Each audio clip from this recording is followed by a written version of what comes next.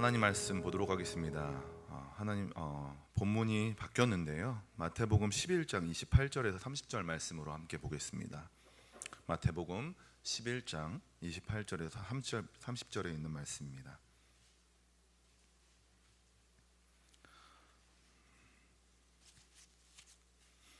마태복음 11장 28절에서 30절에 있는 말씀, 3절밖에 안 되기 때문에 함께 읽었으면 좋겠습니다.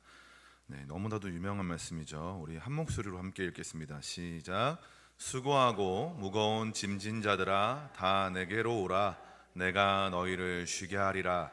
나는 마음이 온유하고 겸손하니 나의 멍에를 메고 내게 배우라. 그리하면 너의 마음이 쉼을 얻으리니 이는 내 멍에는 쉽고 내 짐은 가벼움이라 하시니라. 아멘.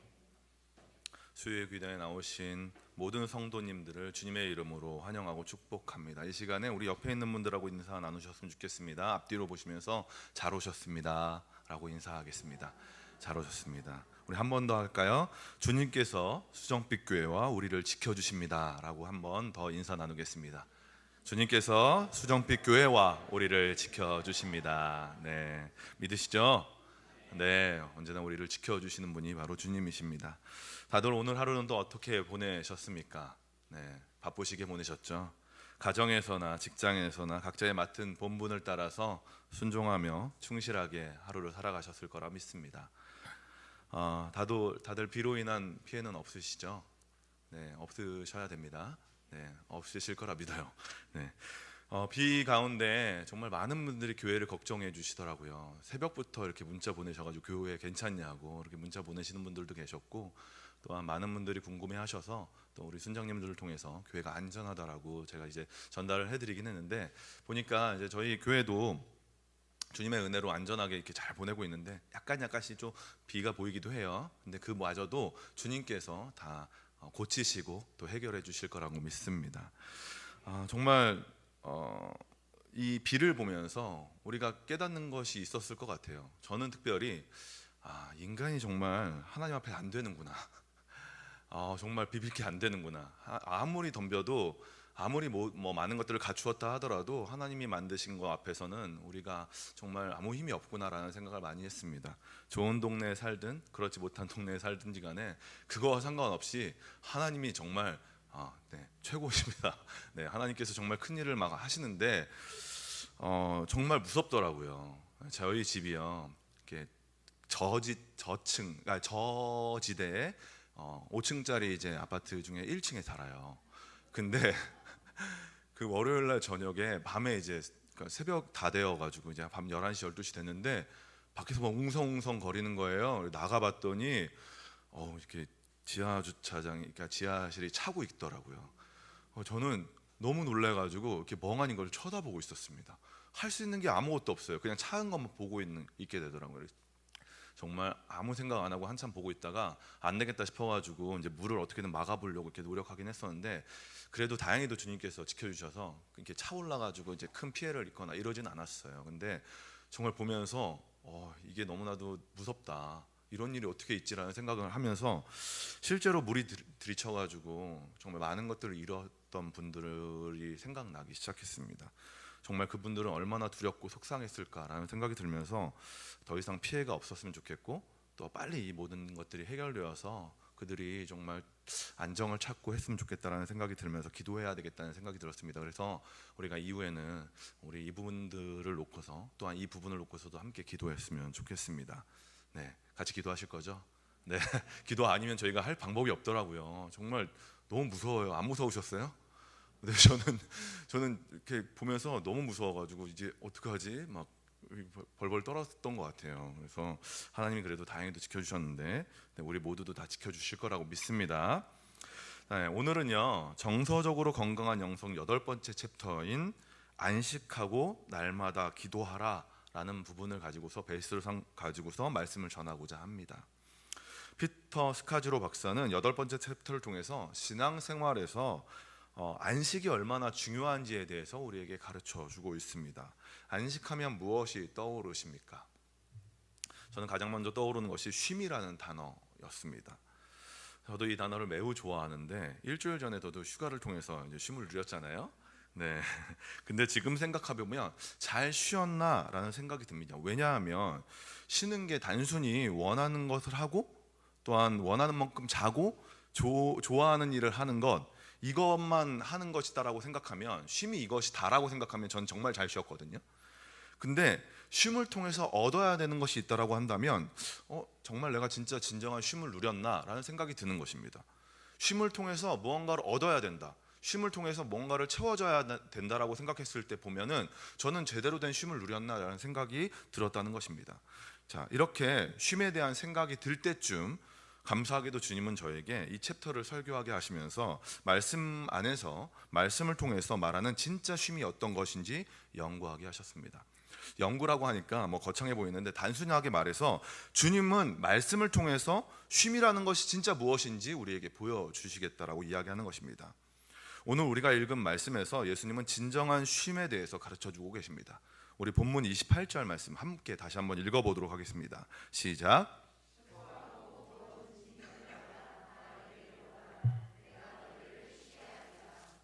네, 아멘. 예수님은 수고하고 무거운 짐진 자들에게 예수님 앞으로 나와서 쉬라라고 이야기하고 계십니다. 여기서 수고하고 무거운 짐진 자들에게 쉬라고 이야기하시는데, 수고하고 무거운 짐진 자들은 누구를 말하는 것일까요? 네, 수고하고 무거운 짐진 자. 저희 부모님이 살고 계시는 섬에 가면요, 지금은 사용하지 않는데 예전에 사용하던 배터에는 이렇게 지금 저희가 읽은 이 말씀이 크게 적혀 있습니다. 수고하고 무거운 짐진 자들아 다 내게로 오라, 내가 너희를 쉬게 하리라. 이게요, 돌판에 크게 새겨가지고 절벽에 딱 붙어 있어요. 그래서 그 여객선을 타고서 들어온 사람들이 다 정면에 딱 그것을 볼 수 있게 해놨다는 것이죠. 근데 지금 이제 시간이 지나가지고 그 배터를 사용하지 않아요. 그래서 아직도 그게 거기에 있는지 저는 기억이 잘 안 나는데, 아무튼 제 어린 시절에 그게 딱 기억이 나는, 그 어린 시절에 그 써져 있던 것이 기억이 납니다. 그러니까 이 동네 교회에서 이제 아마 그것을 만들어 가지고 붙이셨겠죠. 근데 배를 타고 다니는 사람들이 이것을 보면서, 정말 많은 사람들이 이걸 읽었거든요. 근데 이 문구를 보면서 정말로 이 사람들이 읽은 사람들마다 주님 앞으로 나오면 쉼을 누릴 수 있는 것일까 생각이 드는 것입니다.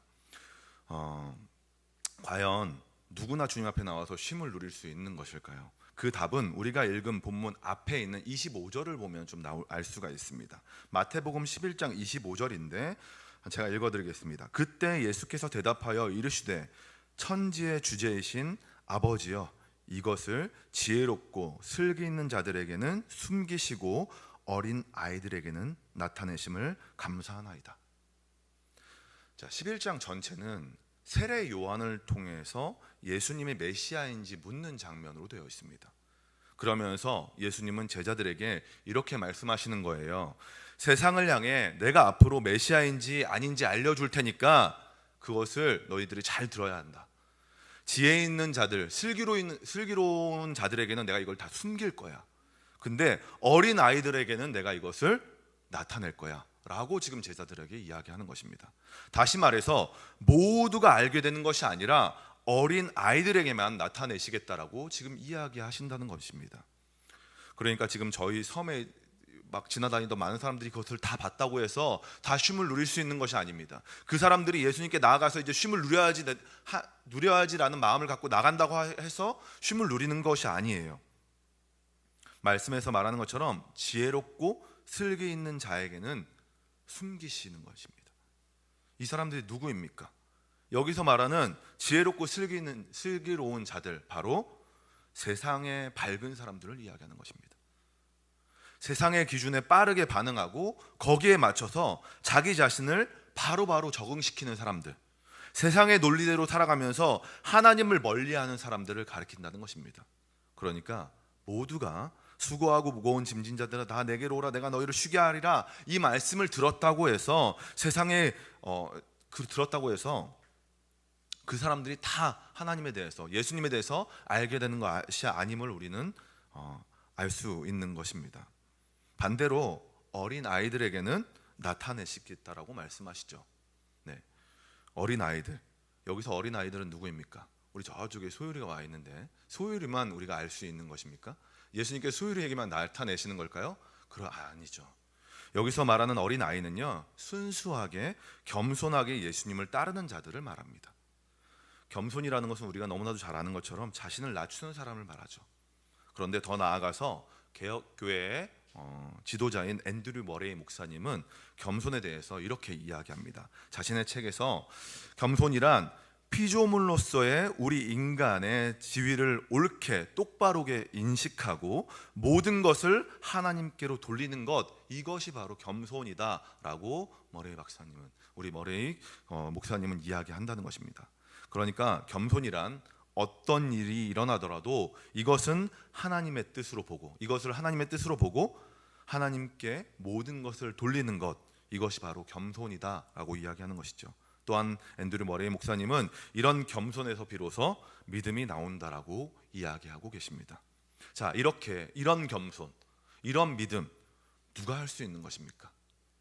바로 예수 그리스도를 믿는 우리가 할 수 있는 것이죠. 그러니까 예수님은 지금 예수님을 믿고 따르는 우리들에게 예수님이 누구이신지, 예수님이 메시아임에 대해서 보여주시겠다라고 이야기하는 것입니다. 고린도전서 1장 18절부터 19절에 이렇게 말씀하고 계십니다. 십자가의 도가 멸망하는 자들에게는 미련한 것이요 구원을 받는 우리에게는 하나님의 능력이라. 기록된 바 내가 지혜 있는 자들의 지혜를 멸하고 총명한 자들의 총명을 폐하리라 하였으니. 아멘. 십자가의 도, 바로 정직한 삶, 세상이 욕하는 삶, 미련하다는 소리를 듣는 삶, 손해보고 억울한 일을 당해도 그것 안에서 주님의 뜻을 찾는 삶, 이것이 바로 어린아이들 같은 삶이라고 이야기하는 것입니다. 이런 십자가의 길을 가는 우리에게는 주님은 자신이 어떤 분이신지에 대해서 보여주십니다. 심판날에 우리의 도움이 되신다라고 말씀하시는 것이죠. 그렇기에 조금은 힘들고 어렵고 두려워도 세상의 기준에 부합하여 살아가는 것이 아니라 주님께로 나아와 쉼을 누리며 주님과 함께 살아가라고 말씀하신다는 것입니다. 그리스도인으로 살아가시면서 지치고 힘드신 분이 계십니까? 남들과는 다르게 살아가면서 고민하고 계시는 분이 계십니까? 내가 왜 나는 저 사람처럼 잘 될 수 없는 것인가? 나는 왜 저 사람처럼 잘 살아갈 수 없는 것인가? 라면서 고민하고 계신 분이 계십니까? 우리의 피난처 되시는 주님께 나아가시길 소망합니다. 주님이 우리를 쉬게 해주십니다. 우리는 그럴 자격이 있어요. 예수님께서 우리에게 그 모든 것들을 보여주시고 우리에게 그 길을 가게 하시겠다고 말씀하셨기 때문에 우리는 그런 자격이 있습니다. 주님이 우리를 쉬게 해주실 것입니다. 믿으십니까? 주님께로 나오셔서 주님의 그 쉼을 누리시길 주님의 이름으로 소망합니다. 예수님은 세상에 지쳐 쉼을 누리러 나오는 우리에게 이렇게 말씀하십니다. 우리 29절 함께 읽어보도록 하겠습니다. 시작.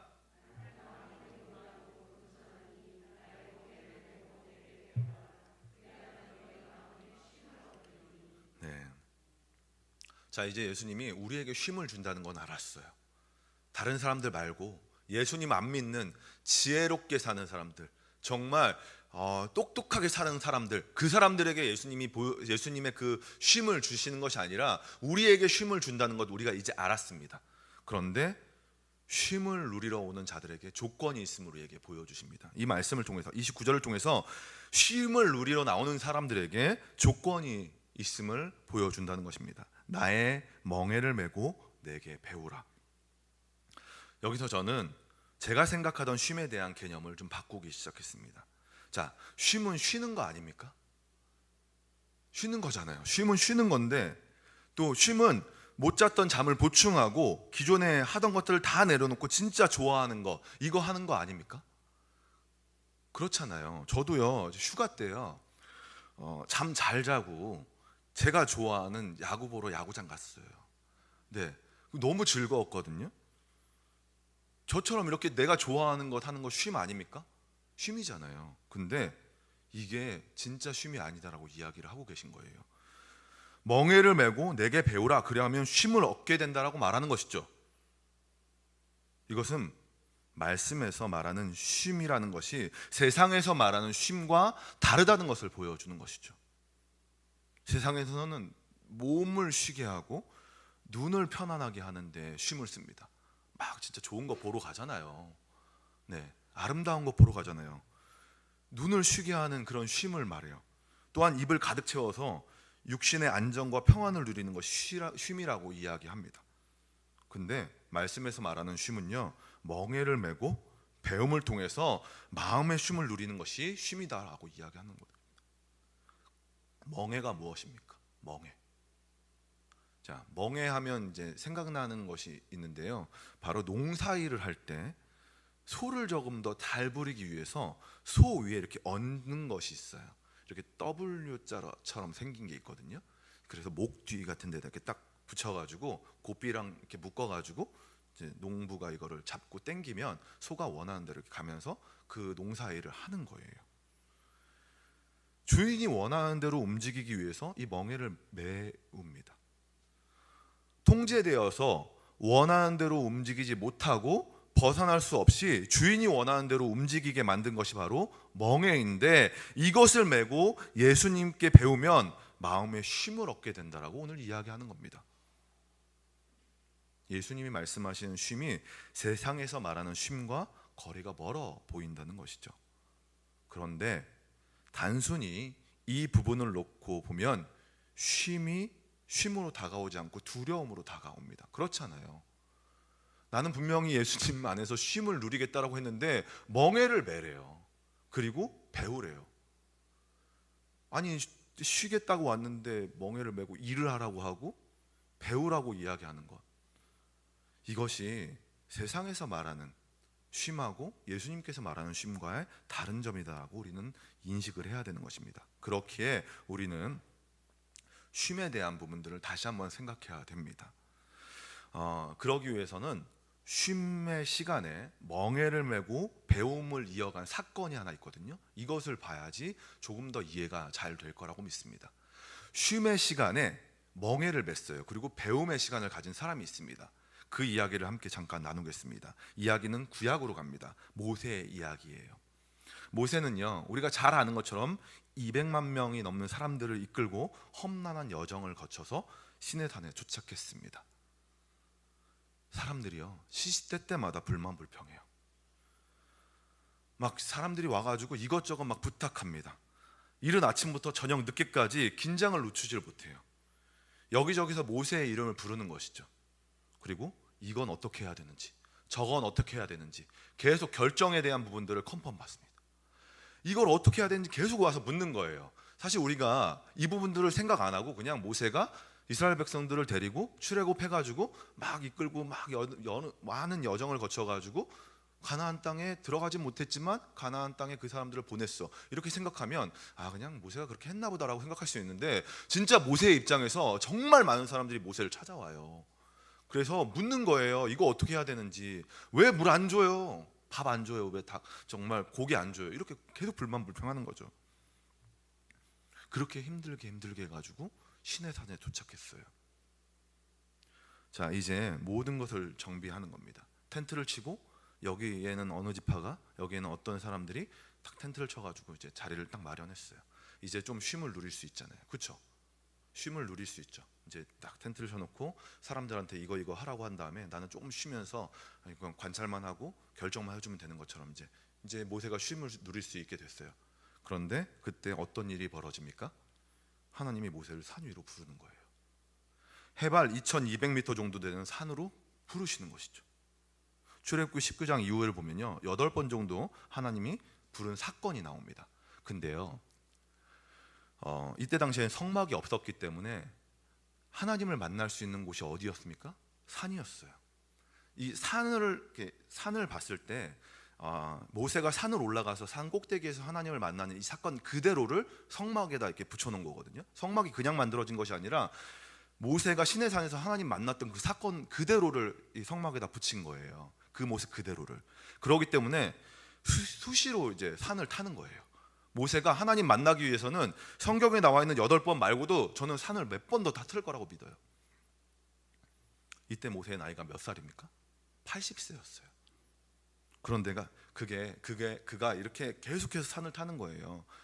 네, 산을 막 오르락 내리락 하는 것이죠. 근데 그가 죽기 전에 어떻게 되었다라고 말합니까? 신명기 34장 7절. 모세가 죽을 때 나이 120세였으나 그의 눈이 흐려지지 아니하였고 기력이 쇠하지 아니하였더라. 네, 산을 타야 될 것 같습니다. 건강을 위해서. 네. 아니 지금 쉼을 누려야 되는 시간에 시내산에 정착해가지고 풀어놓고 이제 쉼을 누려야 되는 시간에 모세가 계속해서 산을 탔다니까요. 쉬지 않고. 하나님은요 모세가 쉼을 누려야 되는 시간을 통해서 쉼을 누리는 시간을 통해 산을 타게 하시고 그 산을 탐을 통해서 40년의 광야의 시간을 준비하게 하신 것입니다. 40년 동안 사람들 이끌고 돌아다녀 봐요. 너무 힘들잖아요. 그 체력을 언제 비축했습니까? 저는 이때 비축했다고 생각해요. 우리는 그냥 하나님이 인도하셔서 40년 동안 잘 버텨서 지도자로서 살아갔다고 생각하지만 그는 분명 하나님을 먼저 훈련시키시고 그로 인해서 앞으로 나아갈 수 있게 하셨다는 것입니다. 쉼이 재충전이다라고 말하는 사람들이 있습니다. 못하던 것을 다시 할 수 있는, 못해보던 것을 할 수 있는 시간이다라고 말하는 사람들이 있어요. 그런데 이것을 하나님이 원하는 방향으로 사용해야 된다는 것을 모르는 사람들이 너무나도 많이 있습니다. 하나님의 사람으로서 세상에서 구별된 삶을 살기 위해서 점검하는 시간이 돼야 된다라고 생각하는 사람들이 적다는 것입니다. 하나님은 쉼을 통해서 하나님이 하고자 하는 일들을 하기 위한 시간으로 우리에게 주시는 것입니다. 앞으로 우리가 나아가는 데 있어서 쉼을 통하여서 다시 한번 주님의 일을 하기 위해서 충전하고 가득 채우는 시간들로 우리에게 주셨다는 것입니다. 그러기 위해서 우리는 멍에를 메고 배우는 삶을 살아야 하는 것이죠. 그럼 멍에를 메고 배우는 삶을 어떻게 살아야 하는 것일까요? 저는 이 부분을 놓고서 이야기하면서 참 듣기 좀 불편하시겠지만 제 군대에 있었던 이야기를 잠깐 해보려 합니다. 군대에 가면 일과를 시작하면 우리 같이 아침 시간이 되면 9시가 되면 각자의 업무를 배정받습니다. 군인이라고 해서 뭐 가만 그냥 맨날 훈련만 하는 것이 아니라 아침에 앉아가지고 자신이 무엇을 해야 되는지 배정을 받아요. 저는 늘 보수할 곳을 찾아가지고 일을 하거나 주특기 훈련이라고 해가지고 전쟁을 대비해가지고 훈련하는 것들을 하기도 했습니다. 그런데 일과 시간에 배정을 받으면서 일을 분배받으면서 꼭 똑같은 일을 하는 사람들이 있었습니다. 바로 수송부라고 해가지고 운전하는 사람들, 운전병들이 그런 일을 했어요. 그들은 매일같이 차를 정비하는 일을 했습니다. 저희 부대가 포병이었어요. 그래서 포를 다루는 부대였기 때문에 차가 별로 없어요. 차가 몇 대 없습니다. 근데 365일 매일같이, 주일은 빼고요, 매일매일 일과가 시작되면은 차량을 점검하러 올라가요. 차가 몇 대 안 된다니까. 10대도 안 돼요. 근데 매일 점검하러 올라가는 거예요. 저는 그 모습을 보면서 좀 의아해했습니다. 그러다가 어느 날 이제 수송부 고참이랑 좀 친해질 일이 있어가지고 친해지게 되면서 그 고참에게 물어볼 기회가 있어서 그 고참에게 물어봤습니다. 왜 일과 시간에 수송부는 다른 거 안 하고 맨날 정비하러 올라갑니까? 차도 몇 대 안 되는데 왜 올라가는 거예요? 라고 물어봤을 때 그 고참이 저에게 이렇게 얘기했습니다. 이 이야기가 저는 아직도 남아있어요. 머릿속에 잊혀지지가 않아요. 군대에 있는 차는 하루라도 점검하지 않으면 죽어. 하루라도 점검하지 않으면 퍼진다는 거예요. 그렇기 때문에 매일매일 아침마다 점검한다라고 이야기하는 겁니다. 저에겐 이것이 저의 신앙생활을 흔드는 말이었습니다. 매일매일 점검하고 매일매일 확인하지 않으면 죽는다는 말이 저의 신앙생활의 경건을 돌아보게 했다는 것입니다. 그렇기에 20년이 지난 이 시간에도 이 사건이 머릿속에서 잊혀지지 않는 거예요. 멍에를 메고 배우는 삶이란 이런 겁니다. 멍에를 메는 것이 매일 힘든 일을 하라는 것이 아니라 하루도 잊지 않고 주님을 따라가며 자신을 점검하는 삶을 살아가야 한다는 것, 이것이 바로 멍에를 메고 배우는 삶이라는 것입니다. 하나님께 이끌려서 살아가는 삶, 이것이 바로 멍에를 메고 배우는 삶이라는 것이죠. 다니엘 6장 10절에서 다니엘은 이렇게 행동했습니다. 다니엘이 이 조서에 왕의 도장이 찍힌 것을 알고도 자기 집에 돌아가서는 윗방에 올라가 예루살렘으로 향한 창문을 열고 전에 하던 대로 하루에 3번씩 무릎을 꿇고 기도하며 그의 하나님께 감사하였더라. 다니엘이 보여준 삶, 이런 삶이 있을 때 비로소 진정한 쉼이 우리 가운데 있게 되는 것입니다. 막연히 원하는 것을 하고 널브러져서 육체적인 편안함을 누리는 것이 쉼이 아니라 그리스도인으로서 그분께서 우리에게 맡기시고 우리에게 하라고 하셨던 원하는 것들, 이런 것들을 해가는 것, 이것이 바로 진정한 쉼이라는 것입니다. 건강한 영성의 저자 피터 스카지로 박사는 이런 삶을 위해서 시간을 정해서 매일같이 기도하라고 이야기하는 것입니다. 진정한 안식을 위해서 하나님을 붙들어야 된다고 말하는 것이죠. 하던 일을 잠시 멈추시고 주님께 집중하며 기도하시기 바랍니다. 또한 삶 말씀 속에서 거하시길 권면드립니다. 믿음의 선배들이 했던 쉼의 방향을 따라서 우리의 쉼도 이와 같이 살아가시길, 이런 쉼을 누리시길 주님의 이름으로 소망합니다.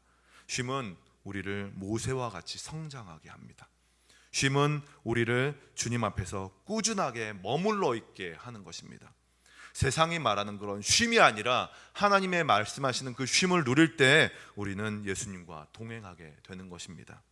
육체적인 쉼을 원하는 세상에서 그런 기준에서 벗어나서 멍에를 메고 배우는 쉼을 통하여 예수님과 늘 동행하시는 모든 성도님들이 되시길 소망합니다. 주님께서 우리에게 그런 쉼으로 인도하고 계십니다. 수고하고 무거운 짐진 자들아 다 내게로 오라. 우리 모두에게 그곳으로 나와서 예수 그리스도를 배우고 또한 멍에를 메며 그리스도와 함께 살아가기 위해서 온전히 주님이 말씀하시는 그 삶을 살아가는 것, 그것이 진정한 쉼임을 우리가 기억하시길 소망합니다. 그 쉼 가운데 주님을 만나게 될 것입니다. 그 쉼 가운데 주님을 배우고 평안을 누리게 될 것입니다. 그런 쉼 안에서 온전히 살아가시는 모든 성도님들이 되시길 주님의 이름으로 축원합니다. 이 시간에 찬양했으면 좋겠습니다. 무슨 찬양이냐면 소원이라는 찬양인데요, 가사에 보면 이렇습니다. 주님 내가 주의 장막을 사모합니다. 오직 주의 임재를 갈망합니다. 주의 집에서의 하루가 다른 곳의 첫날보다 좋으니 주 사랑 안에 머물며 사랑 노래합니다. 이것이 우리의 고백이길 소망합니다. 다른 것을 누리면서 거기서 안정을 찾지 않길 소망합니다. 거기에서 안정을 찾지 않길 소망해요. 다른 것을 누리면서 내가 좋아하는 것들 하면서 거기서 쉼을 누리는 것이 아니라 조금은 어려워요, 조금은 불편해요. 그런데 귀찮고 어려웠던 그 일들을 내가 계속해서 매일마다 끊임없이 할 때 진정한 쉼이 우리 가운데 있게 됩니다. 주님의 사랑 안에 머물려고 할 때 우리가 그 사랑 안에서 주님을 배우게 됩니다. 우리가 다른 것에 집중하지 않으셨으면 좋겠어요. 집중하더라도요, 주님이 원하시는 곳으로 우리가 다시 한번 돌아갔으면 좋겠어요. 진정한 쉼 가운데로 나아갔으면 좋겠습니다. 그래서 우리가 우리의 소원이 거기에 머물러 있길 소망합니다. 우리 이 시간에 소원이라는 찬양을 부르면서 우리의 마음을 주님께로 향하고 진정한 쉼을 갈망하면서 나아가게